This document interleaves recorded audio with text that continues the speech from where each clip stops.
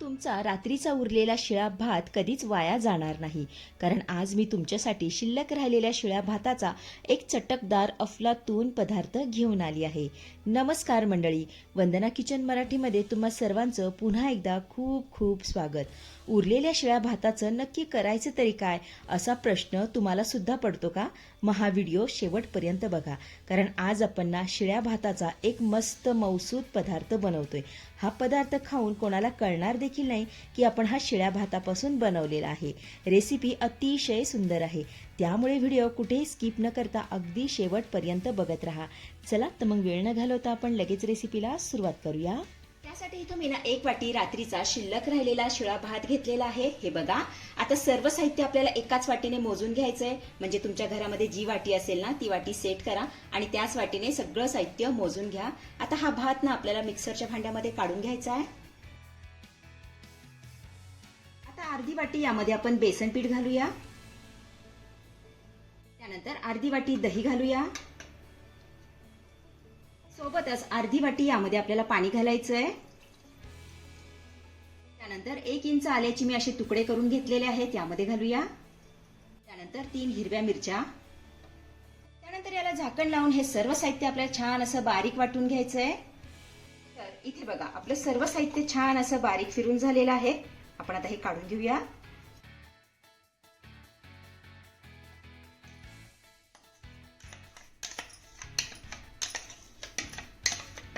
त्यानंतर यामध्ये ना आपल्याला अर्धी वाटी बारीक रवा घालायचा आहे.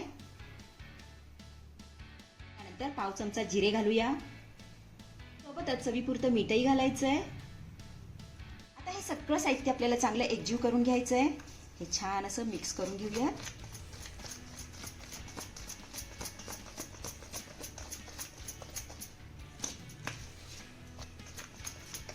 इथे तुम्ही बघू शकता आपलं सर्व साहित्य छान असे एकजीव करून झालेलं आहे. आता 10 मिनिटांसाठी यावरती ना आपल्याला झाकण ठेवायचंय, म्हणजे यामध्ये घातलेला रवा ना चांगला भिजला जाईल.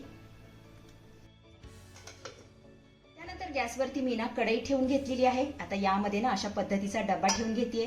जर तुमच्याकडे स्टँड असेल किंवा रिंग असेल ती ठेवली तरी सुद्धा चालेल. त्यानंतर यामध्ये ना आपल्याला 2 ग्लास पाणी घालायचंय आणि ह्या पाण्याला मस्त अशी उकळी आणायची आहे.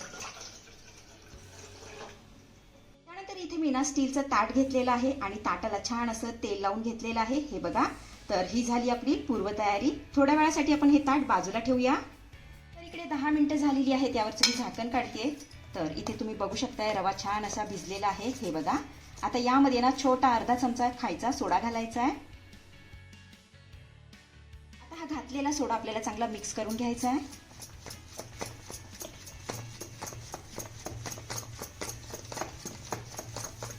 तर हा सोडा मी चांगला मिक्स करून घेतलेला आहे. आता हे मिश्रण आपल्याला तेल लावलेल्या ताटामध्ये ओतून घ्यायचंय.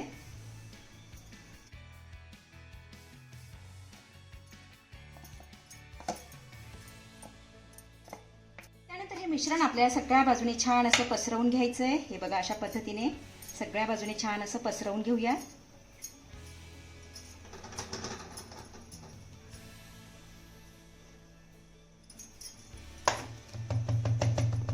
इकडे तुम्ही बघू शकताय पाण्याला देखील मस्त अशी उकळी आलेली आहे. आता हे ताट ना यामध्ये ठेवून घेतलीये.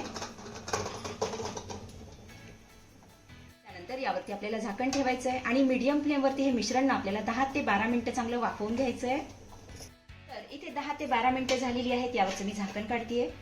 तर तुम्ही बघू शकताय आपले हे मिश्रण ना सगळ्या बाजूने छान असं फुगून आलेलं आहे. आता याला ना हात लावून बघायचा आहे.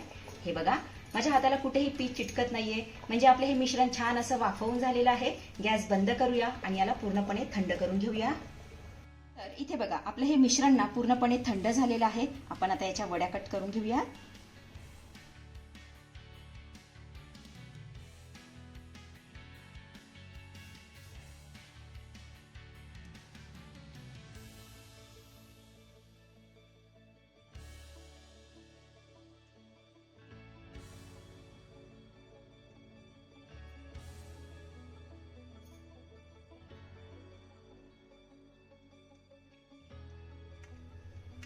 तर इथे आपल्या वड्या कट करून झालेल्या आहेत, काढून घेऊया. तर बघू शकताय वडी मस्त अशी स्पॉन्जी झालेली आहे. हे बघा, आता अशाच पद्धतीने आपण सगळ्या वड्या काढून घेऊया.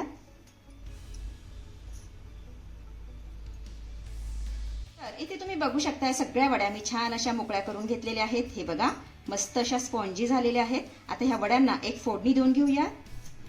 त्यासाठी कढईमध्ये आपल्याला 1 ते 1.5 चमचा तेल घालायचं आहे.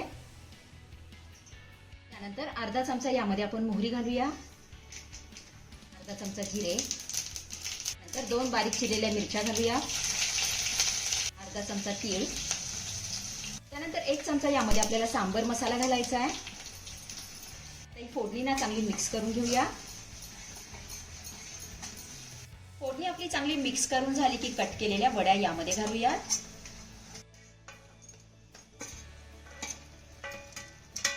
आता लो फ्लेम वरती ह्या वड्यांना आपल्याला 2 ते 3 मिनिटे चांगल्या परतून घ्यायच्या.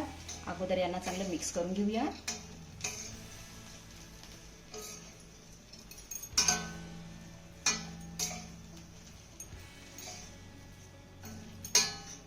तर ह्या वड्यांना मी चांगल्या परतून घेतलेल्या आहेत. तर शिळ्या भाताचा चटपटीत नाश्ता बनवून तयार झालेला आहे. चवीला एकच नंबर लागतो. अतिशय साधी आणि सोपी रेसिपी आहे. नक्की करून बघा. आपण आता हा वड्या काढून घेऊया.